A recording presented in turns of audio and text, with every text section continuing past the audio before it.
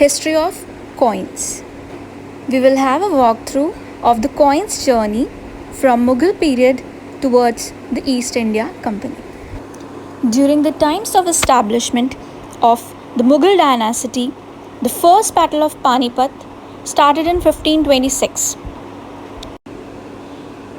Babur defeated Ibrahim Lodi.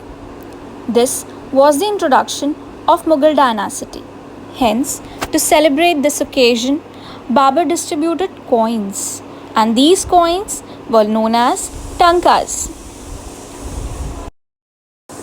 After Babur, his son Humayun was given the throne of emperor. He was further defeated by Sher Shah Suri in the Battle of Chausa. Suri did not like the coins introduced by Mughals, called the tankas, so he asked his worker to make the new coins. After having the look at the new coins, he praised his workers with the word rupaya. Hence, tankas were replaced by rupaya. The name rupaya was continued by the other Mughal emperors as well as the East India Company. He even declared the weight of the coin to be as 11 gram as a standard weight. Akbar became the new ruler. He continued with rupaya and introduced some new gold coins which were called as Ashrafi or Mohar. He also experiments with the shape of the coins. He introduced first the circular coins, second the square coins, and even the polygon shaped coins which are called as mehrabi. Akbar preached about Deen-e-Ilahi, and this is very well visible through the coins introduced during his reign. Jahangir played a great role then. He never failed to work on each and every aspect of introducing art in the coin. He asked Persian poets to write few lines on the coins. He even asked for coins with the zodiac sign. He was even a strong believer of astrology. Jahangir portrait coins.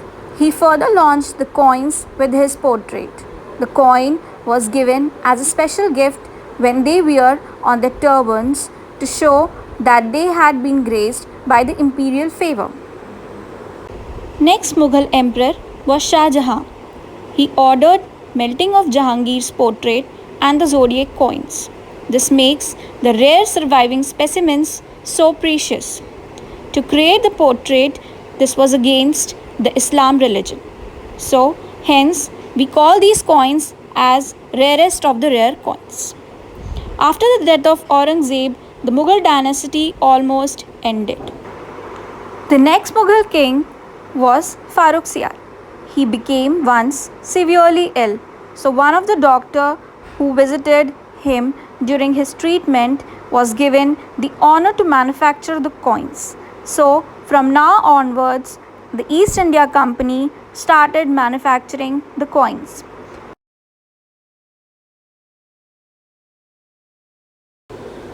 So from then, the coins were manufactured by the East India Company.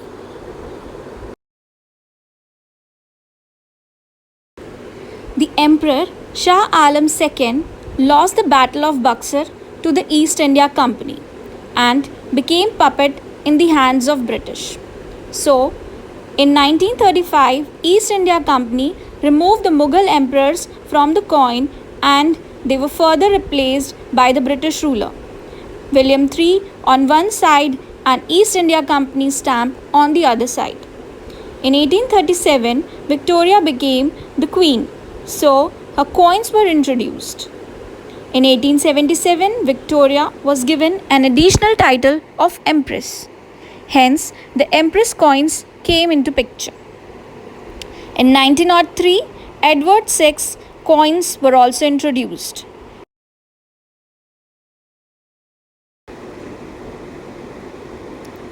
In 1911 to 1936, George V, he was the ruler. So George V continued till India's independence. The loin coins came to the market and continued till independence. Later, Mr. Jawaharlal Nehru declared India as rich in agriculture. So, he asked the coin makers to make corn plants on one side and stupa on the other side. Hence, the design of the coin was finalized then.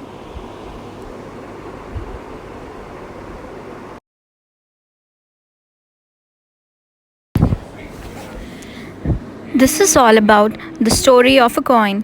Thanks for watching.